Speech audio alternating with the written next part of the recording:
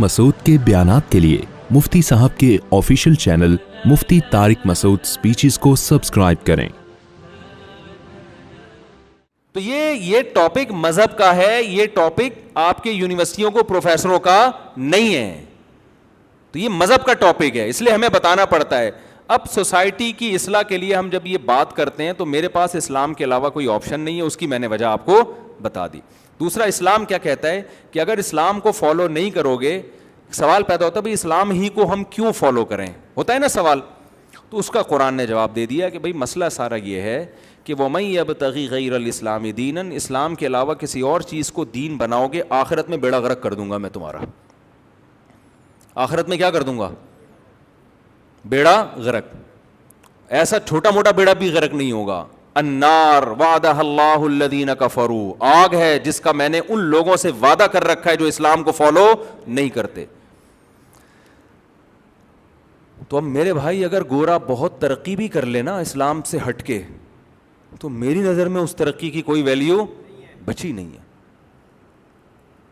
ہاں جب بچے گی جب میں اللہ کی ان دھمکیوں کو سیاسی دھمکیاں سمجھوں، یا مجھے اللہ کے ہونے میں ہی شک و شبہ شروع ہو جائے، یا مجھے اس قرآن کے ہونے میں کہ پتہ نہیں اللہ کا کلام ہے بھی یا نہیں ہے، یہاں اگر مجھے شک پیدا ہو گیا، پھر میں کہوں گا یار ایک چیز جو میں نے اپنی آنکھوں سے دیکھی نہیں ہے، نہ جنت دیکھی، نہ جہنم دیکھی، نہ میں نے اللہ کو دیکھا، نہ میں نے اللہ کے رسول کو دیکھا، تو میں خامخواہ میں ہوائی باتوں کی بیس پہ معاذ اللہ میں کیوں اتنا بڑا کام کرنا شروع کر دوں جس کے یقینی فائدے کا نہ مجھے علم ہے، اور نہ جو دھمکیاں وہ قرآن لگا رہا ہے اس کے بھی یقینی خطرات مجھے نہیں ہیں۔ یہ ایک معقول سوال بظاہر بنتا ہے، سمجھ میں آ رہی بات کہ نہیں آ رہی؟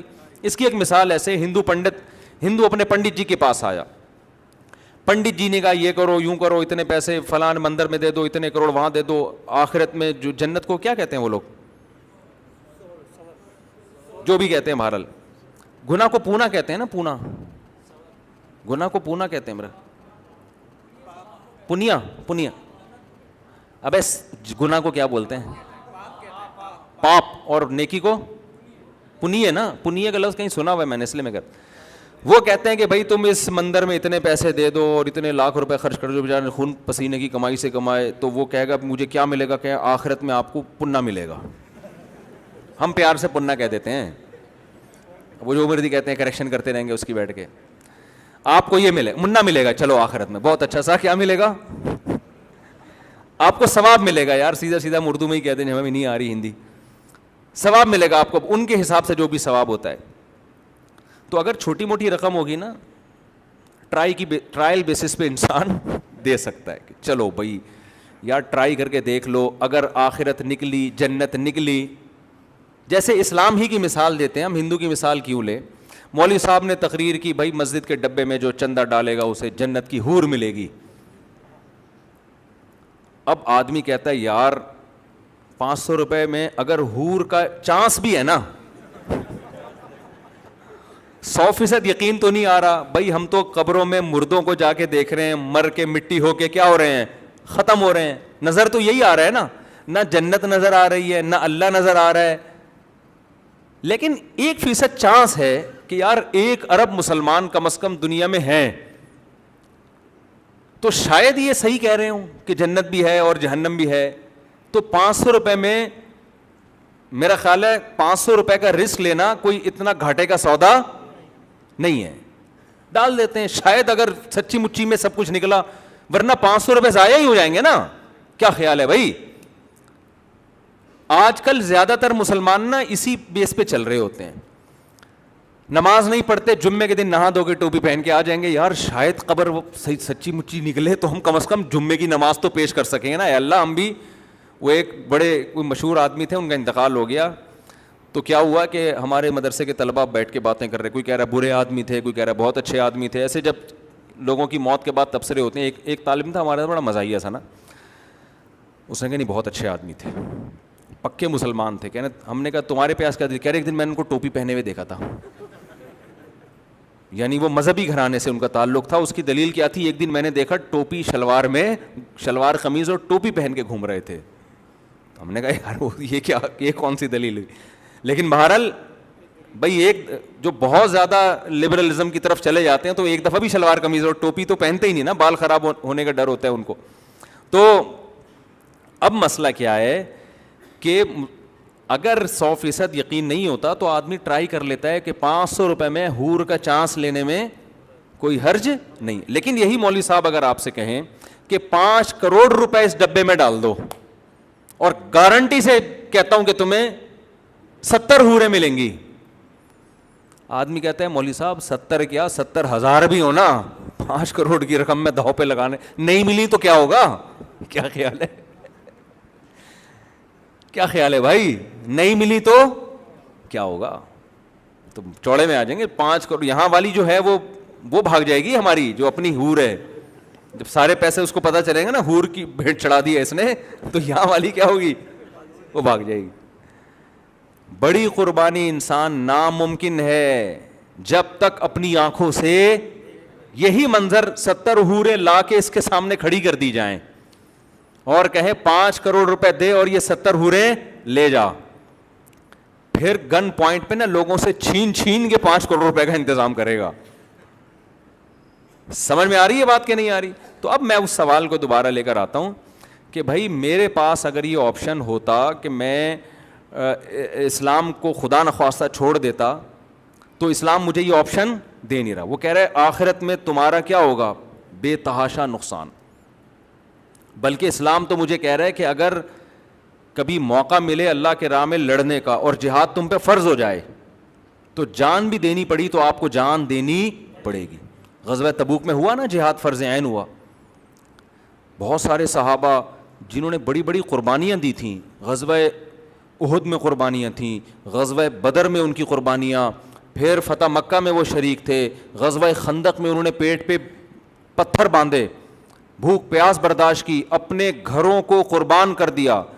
حضرت ابو سعید خدری رضی اللہ تعالی عنہ 10 سال کے نبی کی خدمت میں آئے, یا رسول اللہ میرے باپ بھی احد میں شہید ہو گئے, میرا بھائی بھی احد میں شہید ہو گیا, گھر میں کمانے والا کوئی بھی نہیں ہے, آپ ہمارے ساتھ تعاون کریں.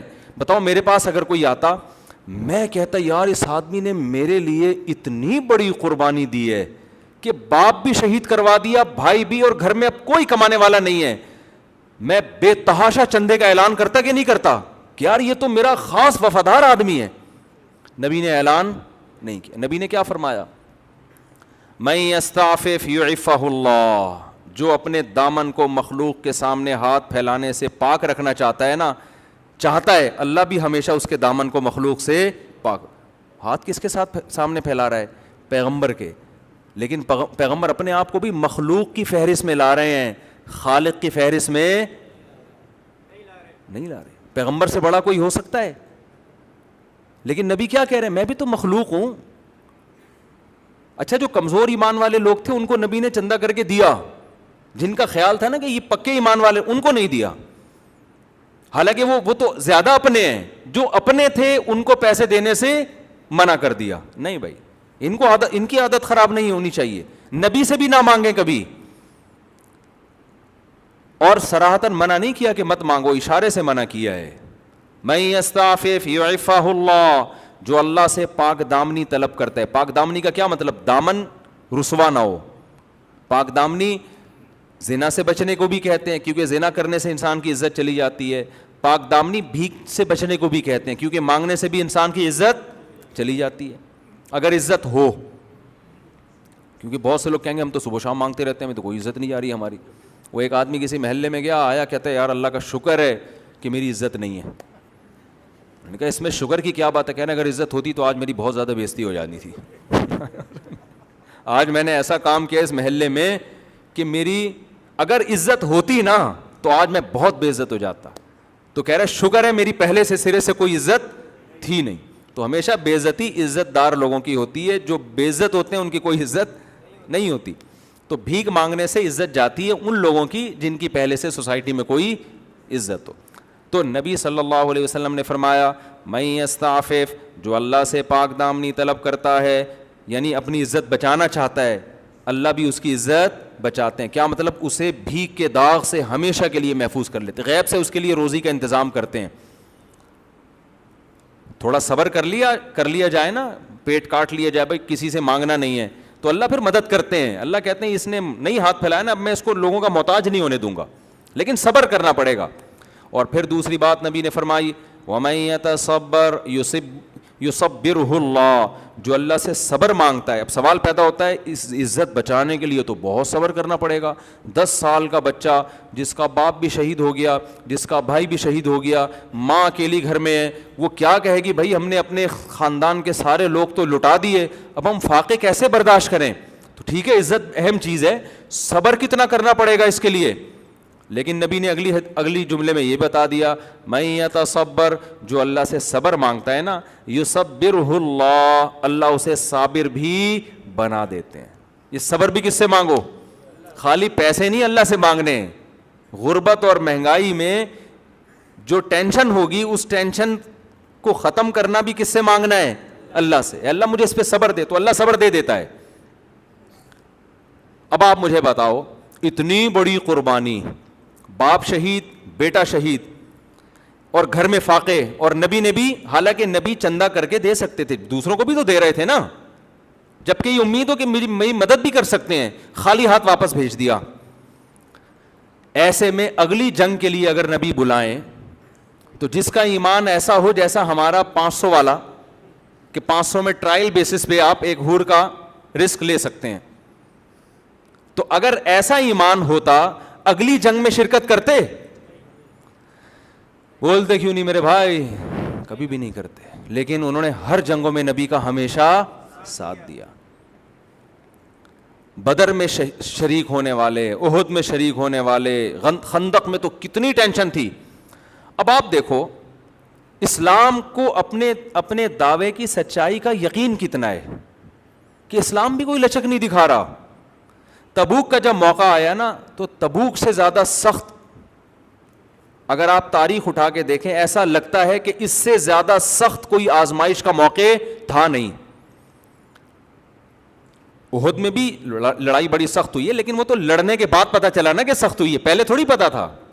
تبوک میں پہلے سے پتا تھا کہ اتنی ٹینشن والی لڑائی اب تک عالم اسلام میں ہوئی نہیں ہے, کہ بہت لمبا سفر, انتہائی شدید گرمی, اور کھجوروں کے پکنے کا ٹائم, جو پورے سال باغ پہ محنت کی ہے وہ پھل توڑنے کا وقت ہے, اور رومیوں سے لڑائی, انگریزوں سے, جو آج کے انگریز ہیں, یہ اس زمانے میں بڑے ماہر تھے, یہ ان سے لڑائی ہے. اتنا لمبا گرمیوں کا. آج آپ ذرا جائیں نا مکہ سے یا مدینہ سے تبوک کا سفر کریں بائی روڈ, آپ کو ہوش ٹھکانے آ جائیں گے. اور وہاں تفریح کے لیے نہیں جا سکتا آج انسان, بائی روڈ سفر کرے دماغ سے, لڑنے کے لیے جا رہے ہیں. تو ایسے موقع پہ جو لوگ نہیں جا رہے نا, ان کو جہنم کی وعیدیں سنائی جا رہی ہیں. سمجھ میں آ رہی ہے بات؟ وہ یہ کہہ سکتے تھے کہ ہم تو بدر میں آپ کے ساتھ تھے, احد میں آپ کے ساتھ تھے, لیکن قرآن کیا کہہ رہا ہے, انفروا خفافا وثقالا, ہلکے ہو یا بوجھل ہو, تمہیں اللہ کی راہ میں نکلنا پڑے گا. کیوں پڑے گا؟ یہ آپشنل نہیں ہے کہ جاؤ یا نہیں جاؤ. وجہ کیا ہے کہ دشمن بہت طاقتور ہے اور تم کم ہو. اگر یہ کم لوگوں میں مزید کچھ گھر میں بیٹھ گئے باغ کا بہانہ بنا کے, یا کوئی بھی مسئلہ, تو اسلام کمزور پڑ جائے گا, اور تمہاری ذمہ داری ہے اسلام کو بچانا. لہذا یہاں جہاد فرض عین ہے, ہر شخص پہ ایسے فرض ہے جیسے ہر شخص پہ رمضان کا روزہ فرض, ہر شخص پہ نماز فرض ہے, بالکل اسی طرح تم میں سے ہر شخص کو کرنا پڑے گا. بعض دفعہ جہاد آپشنل ہوتا ہے, فرض کفایہ جسے کہتے ہیں, کہ آپ کی فوج اگر بارڈر سنبھال کے بیٹھی ہوئی ہے تو آپ پہ لڑنا لازم نہیں, لیکن بعض دفعہ ہر ایک پر فرض ہو جاتا ہے. تو تبوک کے موقع پر یہ وہ موقع تھا جس میں جہاد تمام صحابہ پہ فرض عین ہو گیا تھا, اور ایسے موقع میں موت کا بھی خطرہ تھا. سمجھ میں آ رہی ہے بات؟ قرآن نے کہہ دیا کہ جو پیچھے رہے گا اس کے لیے جہنم کی وعید ہے. کیونکہ منافقین بہت ٹینشن میں آ گئے, وہ کہنے لگے اتنی شدید گرمی میں ہم کیسے نکلیں گے, ایک دوسرے کو ڈی موٹیویٹ کرنے لگے. لا تنفروا فی الحر, گرمی میں مت نکلو. قرآن نے کہا قل نار جہنم اشد حرا, ان سے کہہ دیجئے جہنم کی آگ اس سے بھی زیادہ سخت ہے. دو آپشن ہے, یا تو یہ گرمی برداشت کر لو یا جہنم کی آگ کی گرمی. تو صحابہ میں میجورٹی نے, 3 صحابہ پیچھے رہ گئے تھے لیکن پھر انہوں نے توبہ کی, اللہ نے ان کی توبہ قبول کی, ان کی سزا بھی بہت سخت دی گئی ان کو. باقی سارے صحابہ کیا ہوا, میدان میں نکل پڑے. اس وقت وہ کہہ سکتے تھے کہ بھائی یہ جہنم کی وعیدیں کس بیس پہ سنائی جا رہی ہیں. نہیں آ رہی بات سمجھ میں؟ یہ ایسے ہے, اس مثال کو اب میں یوں سمجھاتا ہوں. امام صاحب نے کہا 500 روپے میں حور, سب ٹرائی کر لیں گے بھئی شاید حور مل جائے. امام صاحب نے کہا 5 کروڑ میں حور ملے گی, کوئی 1 روپیہ دینے کے لیے بھی تیار نہیں ہوگا. لیکن امام صاحب نے یہ کہا, الٹا کر لو اس کو, امام صاحب نے کہا جو 5 کروڑ نہیں دے گا اس کو حور تو ویسے بھی نہیں ملے گی, جہنم میں جائے گا وہ. امام صاحب کو پکڑ کے کوٹ دو گے کہ نہیں کوٹ دو گے آپ کہ یار 5 کروڑ روپے کی قربانی ہم سے لے رہے ہو, اور آپ چلو پہلے تو حوروں کی لالچ دی, ہم نے کہا یار چھوڑو پتہ نہیں ملے گی کہ نہیں ملے گی, لیکن اب آپ الٹا وعیدیں سنا رہے ہو کہ نہیں دیے تو کہاں جہنم میں جاؤ گے اور سزا ملے گی, اور پولیس والے باہر کھڑے کر دیے جو پیسے نہ دے اس کو پکڑ کے لے جاؤ. ایسے موقع پہ آپ کیا کرو گے؟ الٹا امام صاحب کو پکڑ کے کوٹ دو گے. اگر نہیں کوٹ رہے اور 5-5 کروڑ دے رہے ہو, اس کا مطلب آپ کو امام کے صحیح ہونے کا 100% سے بھی زیادہ یقین ہے. سمجھتے ہو؟ پیغمبر صلی اللہ علیہ وسلم نے جب یہ کہا, قرآن کی آیتیں نازل ہوئیں, انفروا خفافا وثقالا وجاہدوا باموالکم وانفسکم فی سبیل اللہ. تبوک میں تم ہلکے ہو یا بوجھل تمہیں نکلنا پڑے گا. نار جہنم اشد حرا, جہنم کی آگ اس مدینہ کی گرمی سے زیادہ سخت ہے. سارے کے سارے صحابہ ایسا نکلے ہیں کہ بعض صحابہ ایسے تھے جو نبی کے پاس آئے, نبی نے عرض کی, نبی نے فرمایا کہ میرے پاس کوئی سواری نہیں ہے میں تمہیں بٹھاؤں, نہ کوئی پیسے ہیں کہ تمہارے لیے کوئی سواری کا میں انتظام کروں, تم واپس چلے جاؤ. قرآن کہتا ہے تولوا واعینہم تفیض من الدم, روتے روتے واپس گئے ہیں کہ اتنا بہترین موقع خدا کو راضی کرنے کا ہم سے مس ہو رہا ہے. نہیں یہی بات سمجھ میں, اس کی مثال وہ اصل میں حور کے بغیر سمجھ میں ہی نہیں آتی بات. یہ ایسے ہے جیسے 5 کروڑ روپے امام صاحب نے کہا آپ کو دوں گا, آپ مجھے دو, اس میں حور ملے گی, نہیں دیے تو کٹ لگے گی ٹائٹ والی, تو ہم تو دیں گے ہی نہیں نا, ہمیں کیا پتا سچ بول رہے ہو. لیکن ہمارے ایمان کا لیول کیا ہوگا کہ ہم 10 کروڑ لے کر آئیں اور امام کہہ رہے ہو کہ چونکہ ڈبہ بھر گیا مزید پیسے نہیں, اور ہم روتے ہوئے واپس جا رہے ہوں کہ یار اتنا بڑا آپشن کیا ہو رہا ہے, ضائع ہو رہا ہے. یا تو یہ امام اتنا بڑا 2 نمبر ہے معاذ اللہ کہ اس نے ایسے چاپلوسی والی باتیں کر کے اور ایسے گھما پھرا کے لوگوں کو الو بنا دیا ہے, یا خدا کی قسم یہ سچا ہے اور اس کے پاس اتنے زبردست دلائل ہیں اپنے سچے ہونے کے. کیونکہ اگر یہ 2 نمبر ہوتا ہے نا تو قوم کے جاہل اور بالکل ہی مینٹل لیول جن کا کسی کام کا نہ وہ اس سے متاثر ہوتے, جیسے پھونکوں والی سرکار سے ہوئے ہیں متاثر. پھونکوں والی ایک سرکار آئی ہوئی ہے مارکیٹ میں, ان کی پتہ نہیں پھونکیں ختم ہی نہیں ہو رہی ہیں. ایک پھونکوں والی سرکار مارکیٹ میں آئی ہوئی ہے, فیس بک پہ لکھیں پھونک مار مار کے.